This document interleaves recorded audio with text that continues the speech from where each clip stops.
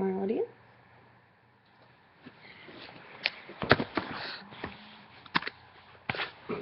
Hello friends, my name is Cody Snyder, and I will be introducing to you how to make the perfect PB&J. This sandwich is very delectable, and it is known as America's favorite sandwich of all time. The peanut butter, the history behind the PB&J, it was not always a trio. At first it was a duo. Peanut butter was invented between the 20s and 30s. The brands Peter Pan and Skippy were invented at that time. Jelly didn't come along till later. Pre-sliced bread was invented along the same time as peanut butter. Peanut butter was very inexpensive back in the day, and it was a great snack for kids and easy to make by themselves. During World War II, between the 20s and 40s, peanut butter, jelly was introduced to the rations list of the American soldiers, again during World War II, and peanut butter and pre-sliced bread were also on that list. After the soldiers came home, they wanted something that was familiar to them, so the trio just started flying off the shelves of the grocery stores. It then became known as PB&J, no longer P&B. Now, I would like to show you that there are a lot of different choices that you can have when it comes to a PB&J. I like to use the whole wheat Sara Lee bread, and I also like, my favorite is the creamy Jif. I also, instead of using jelly, there's two choices that you can have, the jelly or the preserves. I prefer the preserves, strawberry. So, let's get started. In order to make the perfect PB&J, you need to lay 2 slices, preferably not the butt of the bread. Lay 2 slices down on your food preparation table. What you will need for this is pre-sliced bread, of course, peanut butter, jelly or preserves, whatever you prefer, and 1 or 2 butter knives for not cross-contamination for the 2, if you have peanut allergies in the family. I will use 2 for this demonstration.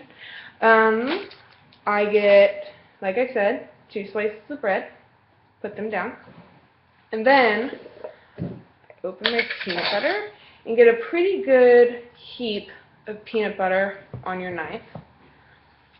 And then evenly cover the bread with it, and make sure you hit all 4 corners, so when you take your first bite you will have a even bite of the trio: bread, jelly or preserves, and peanut butter, like so.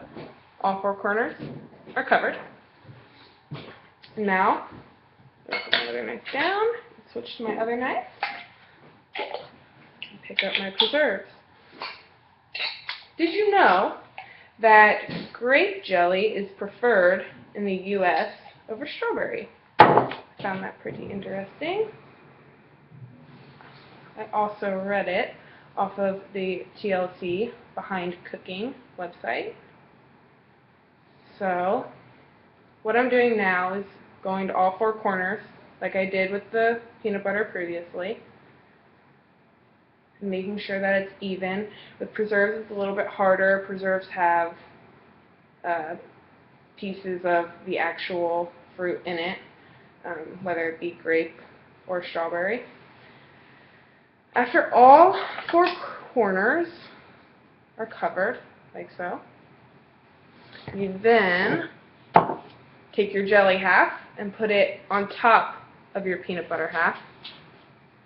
If you put the peanut butter, usually put the peanut butter on top of the jelly, just so your jelly does not fall off. That has happened to me before. And then you have your PB&J. which, again, America's most favorite sandwich. There are two different ways to cut a sandwich.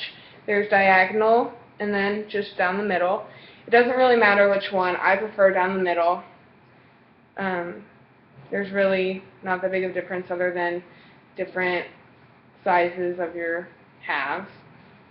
I find it easier to cut down the middle, and then you have two even halves. It's a lot easier to maneuver for me. So, you slice your bread. You can use the butter knife that you already used. Slice it very carefully. Make sure to not rip the bread. And then you have your PB&J, 2 halves. I would like to thank you for coming out and watching me tonight. I know it's been fun for me. I hope it's been fun for you. I hope you learned a lot about history of the PB&J.